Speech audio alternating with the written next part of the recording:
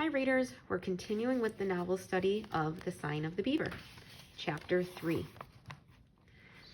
He was sitting on the flat stone that served as the doorstep, waiting for his supper to cook. The late sun slanted the yellow line bars across the clearing. The forest beyond was already in shadow. Matt was feeling well pleased with his day. That morning he had shot a rabbit. He had skinned it carefully, stretched the fur against the cabin wall to dry.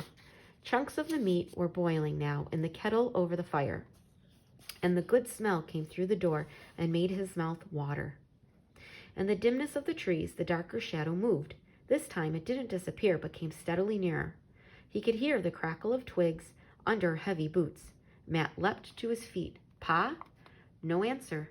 It wasn't his father, of course. It couldn't be. An Indian? Matt felt a curl of alarm against his backbone. He stood waiting, his muscles tensed. The man who came tramping out from the trees was not an Indian. He was a heavy set, the fat bulging under a ragged blue army coat. His face was almost invisible behind a triangle of reddish whiskers. Halfway across the clearing, he stopped. "Howdy," he called cheerfully. "Hello," Matt answered uncertainly. Was this someone who ought to be greeted like a deacon? The stranger came closer so that Matt could see the blue eye that glittered in the weather-hardened face. The man stood deliberately taking his time, looking over the cabin and the cornfield. "Nice place you got here." Matt said nothing. The man peered cautiously over Matt's shoulder through the open door. He could easily see that the cabin was empty. "You alone here?" Matt hesitated. "My father is away just now. Be back soon, will he?" Matt was puzzled by his own unwillingness to answer. He ought to be glad to see anyone after all these days alone, but somehow he wasn't. He didn't quite know why he found himself lying. "Any time now," he said. "He went back to the river to get supplies. He might be back tonight. When I saw you coming, I thought it was him. Guess I surprised you. Reckon you don't get much company way off here." "No, we don't," Matt answered. "Then your pappy wouldn't want you to turn away a visitor, would he?" the man asked. "Thought maybe you'd ask me to stay for supper. I got a whiff of it half a mile off." Matt remembered his manners. The man's easy grin was beginning to wipe away some of his doubts. "Of course," he said. "Come in, sir." The man snorted. "Ben's the name," he said. "You may have heard of me in the river town." "We didn't stay in the town very long," Matt answered. He hurried now to light a candle. The stranger stood inside the door, taking in every inch of the small room. "Your pappy knows how to build good, tight house," he said. "You reckon on staying here for good?" "It's our land," Matt told him. In the candlelight, the room looked snug and homey. Something to be proud of, showing off to a stranger. "My mother and sister will be coming soon." "More folks coming all the time," the man said. "Time was you could tramp for a month and never see a chimney. Now the town is spreading out from the river every which way." His eyes fell on the rifle hanging over the door.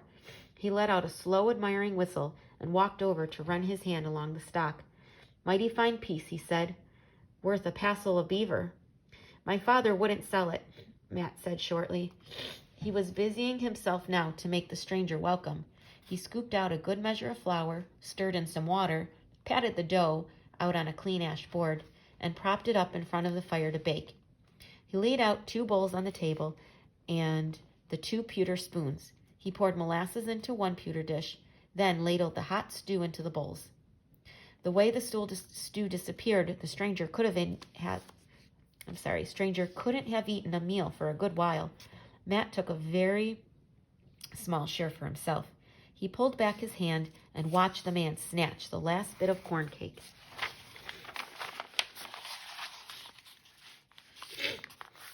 Sopping up the last of the molasses with it. Finally, Ben pushed back his stool and drew the back of his hand across his beard. "That was mighty tasty, son, mighty tasty. You wouldn't have a mite of tobacco now, would you?" "I'm sorry," Matt said. "My father doesn't have any. Pity. Can't be helped, I suppose." In the easy silence that followed, Matt decided to ask a question of his own.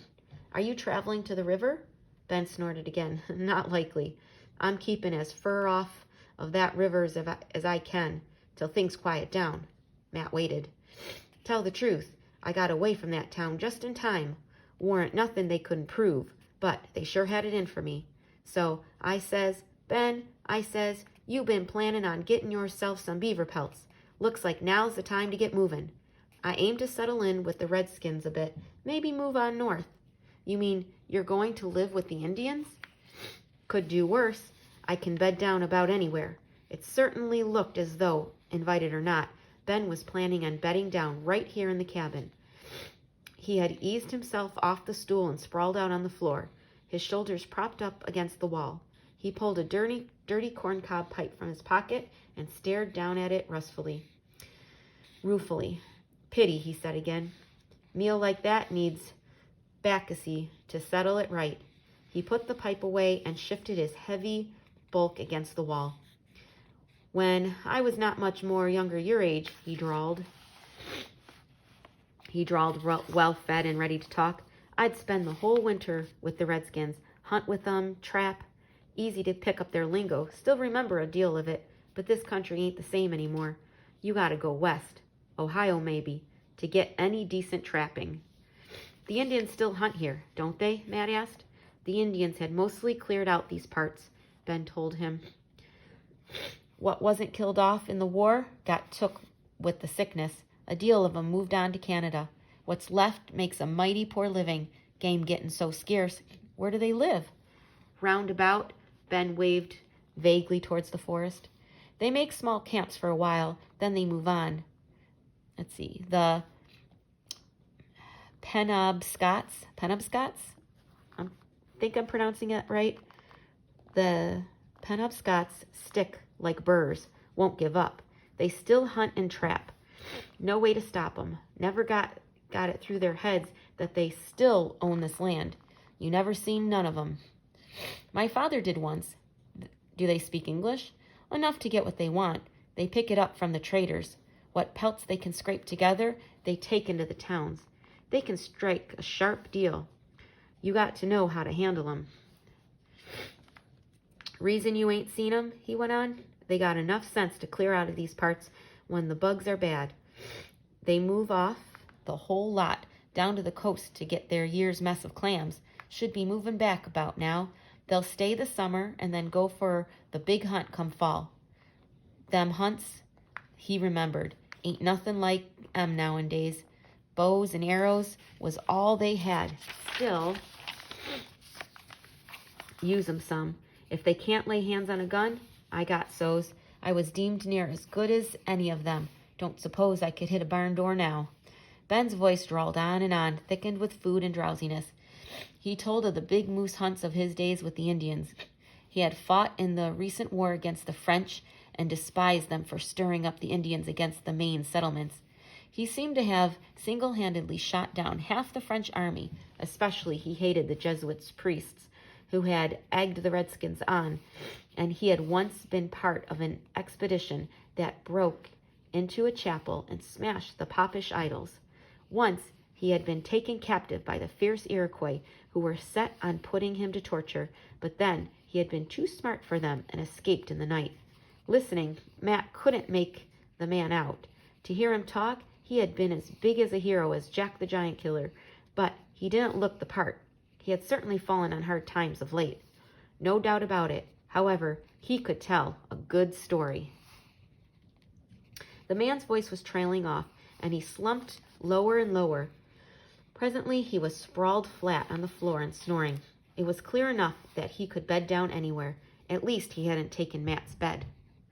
Matt moved about quietly, though he doubted anything could disturb his guest. He cleared off the bowls with his twig brush. Then he banked the fire with ashes. Finally, he settled down on his hemlock mattress. But he couldn't sleep. He lay staring up at the log roof, even after the last flickers of firelight had died away, and the cabin was in darkness. He couldn't quiet his uneasy thoughts. Bragging about his adventures by the fire, Ben had seemed harmless, just a fat, tired old man, grateful for a good meal. To be honest, Matt had enjoyed the company. Now he began to worry. How long was Ben going to stay? He was sure to find out soon that Matt was living alone. When he did, would he decide it was more comfortable here than in an Indian village? At the rate he had been wolfed down that supper, the flour and molasses wouldn't hold out long. Would he expect Matt to go on providing meals and waiting on him?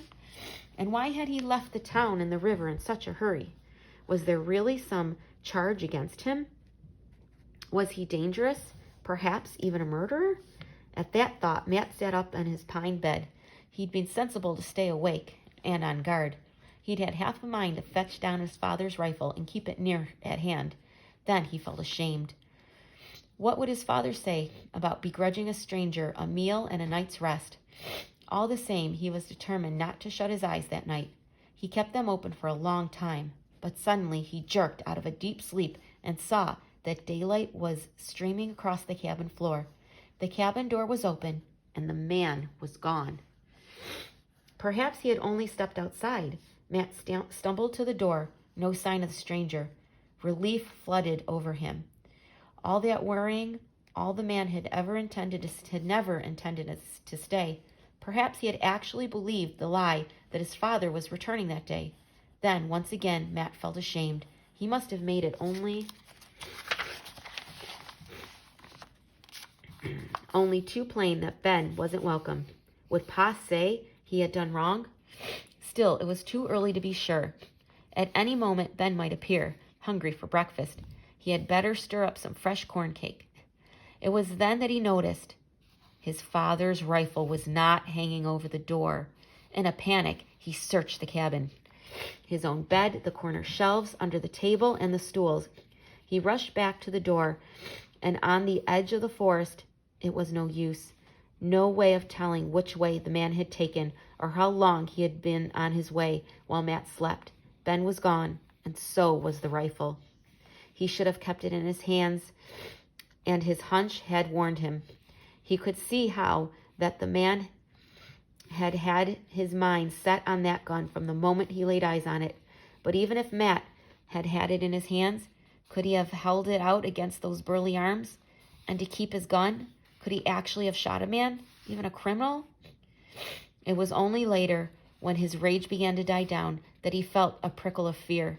Now he had no protection and no way to get meat. Sick with anger, he sat staring at his row of notched sticks. It would be a month at least before his father returned. A month of nothing but fish. And what would his father say? Wow. What an ending. He should have trusted his gut. That's what my inner conversation was telling me. No, don't trust him. Don't let him stay. But we got to remember that Matt is only 12 years old. So he's just maybe a year older than some of you. What would you do in this situation? So ask yourself the 5 W's. Who, what, why, where, and when. See if you can answer those. And we will continue with chapter 4 next.